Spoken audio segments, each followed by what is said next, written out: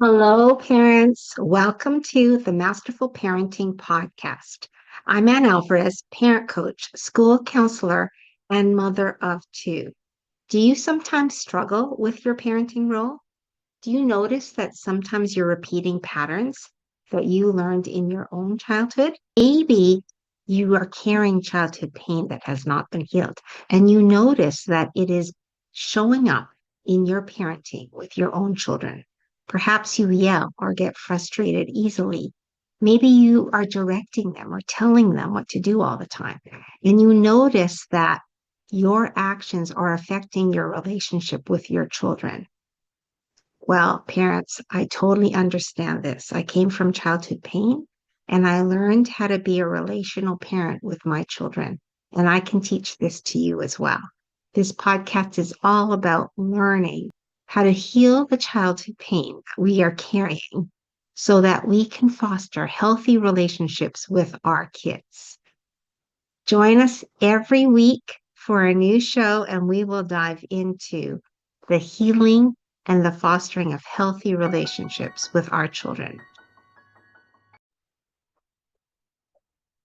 Hello, parents. Welcome to the Masterful Parenting Podcast and Show. I'm super excited. I have a special guest. Her name is Cynthia Hammer. She's a social worker. She's the founder of an inattentive ADHD coalition. She founded it in 2021. Find the ADHD Girls, and she founded that in 2024. She was diagnosed with inattentive type of attention deficit hyperactivity disorder, ADHD, in 1992 when she was 49 years old. And helping others learn about ADHD has been her mission in life ever since. She finds her work fun and engaging. What keeps her going is telling herself, if you don't do it, who will?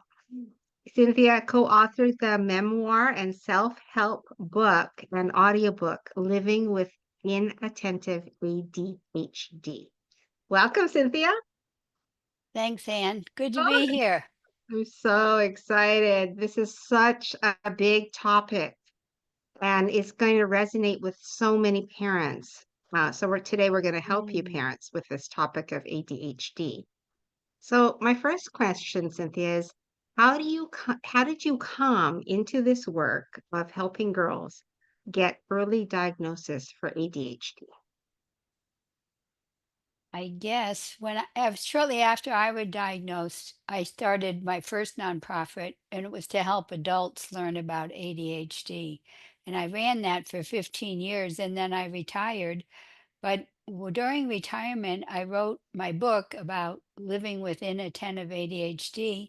And at that time, I learned that although there's more people getting diagnosed, the people that had the inattentive type, because it presents somewhat differently, they weren't getting diagnosed. So that's why I started the second nonprofit, Inattentive ADHD, to bring more awareness to this type where kids aren't hyperactive, they're more into inattentive behavior. And Oh, finally, I went to find the ADHD girls because I learned that girls in particular, no matter what type of ADD they have, they aren't getting diagnosed the way the boys do. And that right. the only reason for that, I believe, is because people haven't learned what to look for. Okay, okay, that totally makes sense. Why do you think children should be diagnosed early? Actually, I wish they were diagnosed at birth.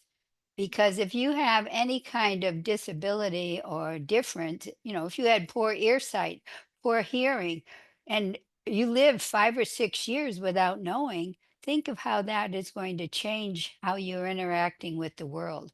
And ADHD is something we're born with. So the sooner we could get diagnosed for it, the better we will be.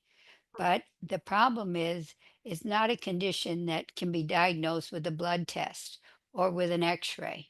And it's based on a clinician's judgment and the parents realizing that there's something going on here that's a bit out the range of normal childhood development. And Right. so when we talk to the professionals, they're saying In extreme cases, we diagnose a child as young as 3, but mostly we feel comfortable diagnosing a child by age 7 because then we have the parents' input, we have the school input, and we get to see the child in several situations. We get to see them in a more structured situation where their ADHD could show up more than they might in the home environment. Okay. Okay. Yeah, because then parents have more observation, right? Because I guess like the parents are the first to notice. Uh Sometimes it's the school teacher that would notice oh, because okay, okay. she's seeing the child all day long in a structured situation. She knows what normal childhood development is like, and she can notice the outlier. Where the Yes. parent might only have this is their first child, or this is their first girl, or that they're unconsciously always cueing their child without noticing that they're doing that, or they might not know that she's delayed in her executive functions, which is a hallmark of ADHD children. They're usually 2 or 3 years m- more immature than their classmates. Okay. Okay. Okay, so it is good to notice, and also in once they start school, then it'll become more and more evident, right? Yes So and no, because I don't know if boys do this, but it's common for girls to mask. Even as young as 3 years old, smart girls will know I need to act a certain way to be acceptable. It might not be the way they want to normally act, but the culture has given them such strong messages that this is how girls should act. And so they put these restraints on themselves to act a certain way. right, they already know at such a young age, right? Well, I think, even in different cultures, there's a restraints that are put on girls. I've talked to a black girl who was just saying, she was brought up with so many straight expectations of how she needed to behave. So she wasn't getting in trouble. She wasn't putting a black mark on her whole culture. Oh, wow, amazing. Okay, so maybe let's talk a little bit about how the ADHD shows up differently in boys from girls, and that's why it's harder to notice it in Well, girls. for most boys, they say the image of ADHD is that physical hyperactivity and that they're disruptive. And they say mostly that's why they get diagnosed because in the classroom, they're a management problem. And until the teacher can get this child to sit down and pay attention and not be talking and not being getting up and causing problems in the classroom, there's a lot of pressure for that child to get diagnosed. But the girl who's quietly sitting there looking out the window, dreaming about what she's going to do later in the day, and not at all alert to what's going on in the classroom, she's not a problem for the teacher, but she is a problem for herself. Yeah, yeah, definitely. So with boys, we'll see more energy, more uh having to get up, having to move around, right? And then with But not across the board. It's more predominant in boys, but there are still boys that have the type that are inattentive and flaky, and they have gone undiagnosed for years too. okay, So okay, we've been trained as a culture that ADHD is that high energy, verbally, verbose,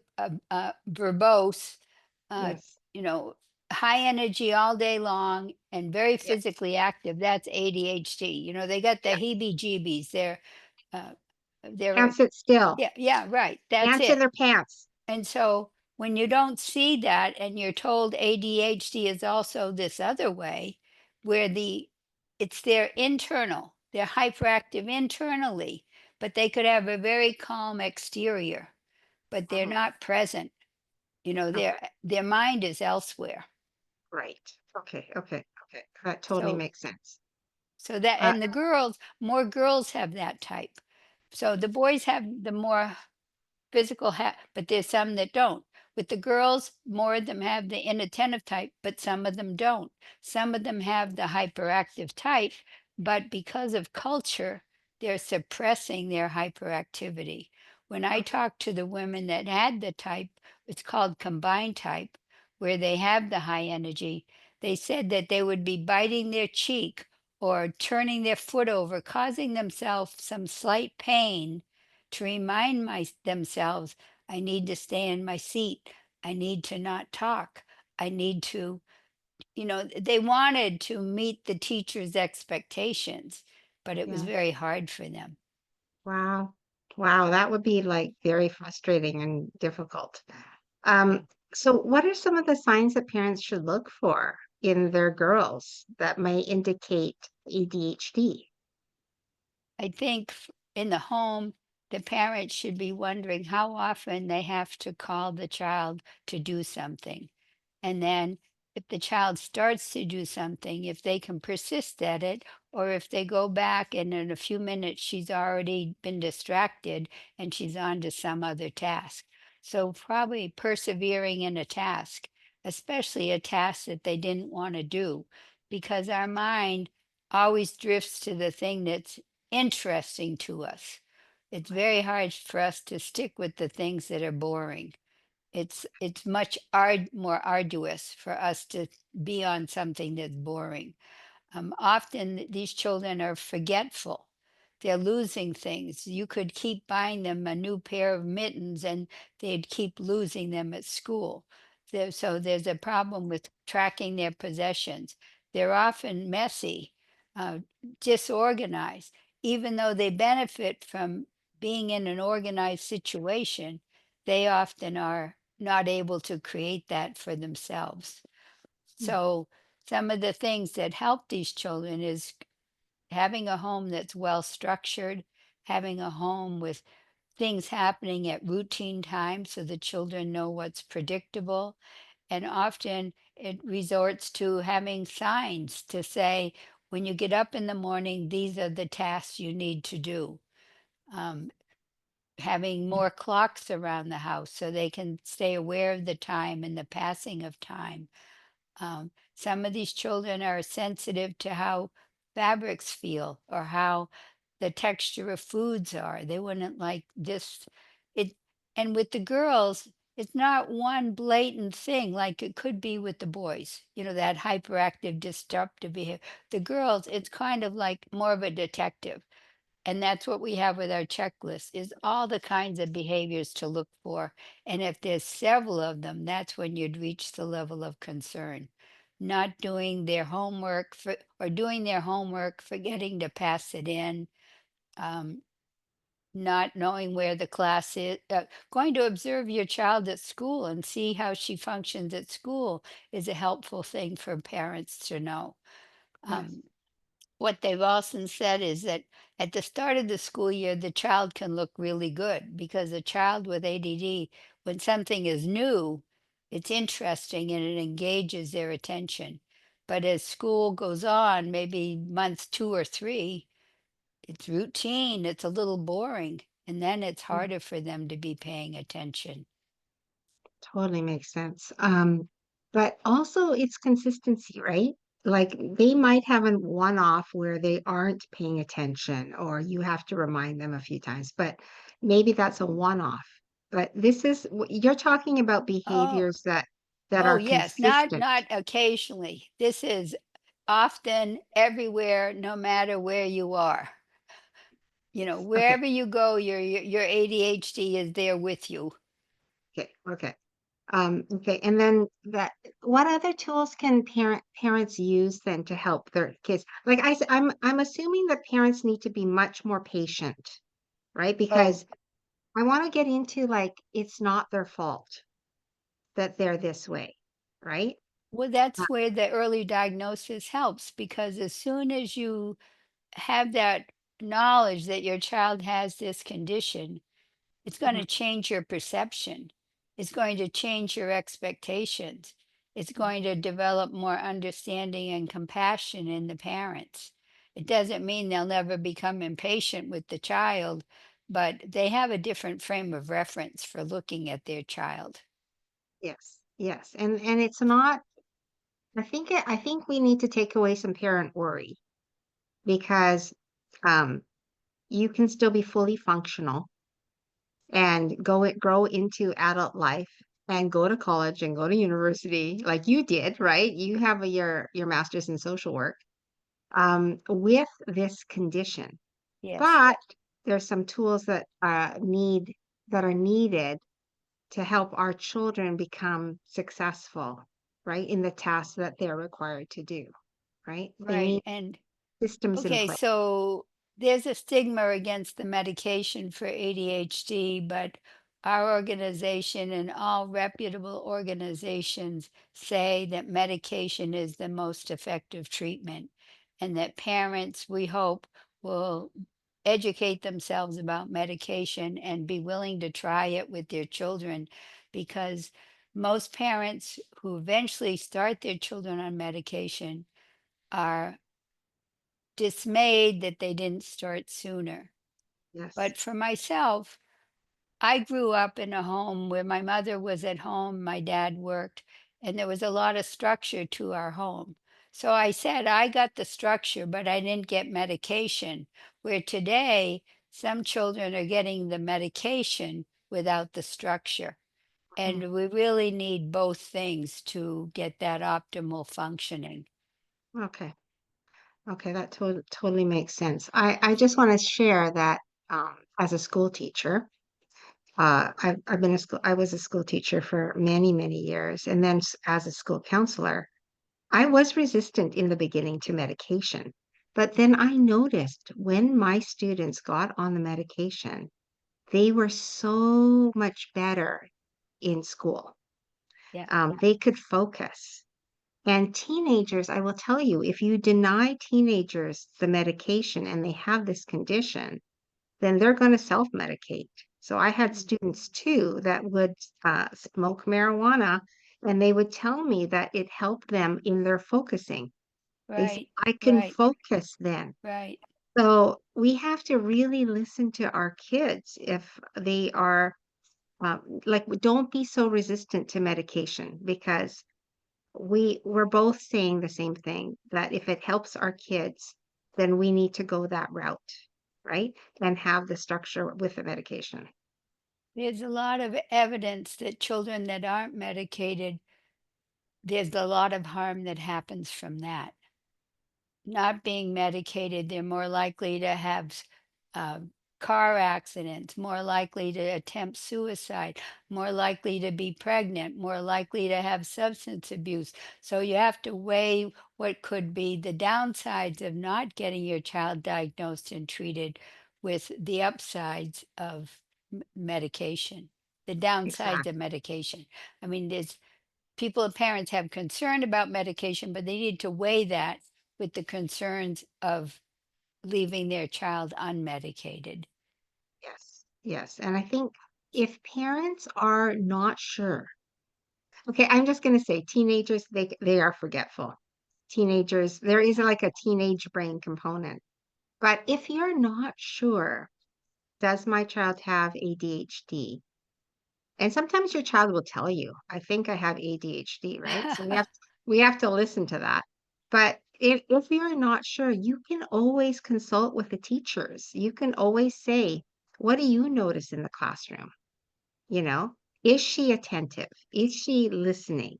Do you have to repeat things several times? Like that sort of thing you can get information about, right? A lot of teachers will, because they see them every day, it's easier for them to, and also they're requiring them to do tasks where you need to be focused.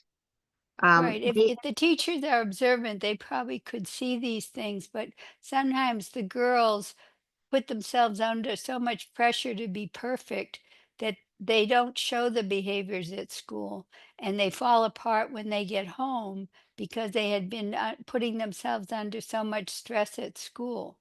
So what we advise for parents who are thinking about this is that, well, you could start with the checklist on our website, but also get one of those apps where you can track behaviors.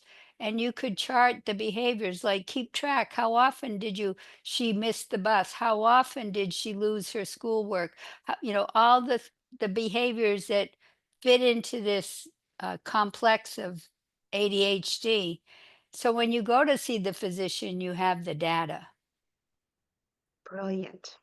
That's brilliant. Okay, that's really, really great. All right. Oh, wow. We could talk forever on this topic. Um, if we cannot diagnose them early, then it does affect you. You say that it affects their performance, right? Their performance in school and also their self-esteem. Is that what I you were just talking? know from now there are so many women who got diagnosed during COVID, women of all ages who figured it out during COVID because being at home or not having that structure in their life, things that were already bad just got catastrophic. And in the Right. meantime, they were getting to watch Instagram and TikTok where they saw people with ADHD and they were self-identifying and going to get diagnosed.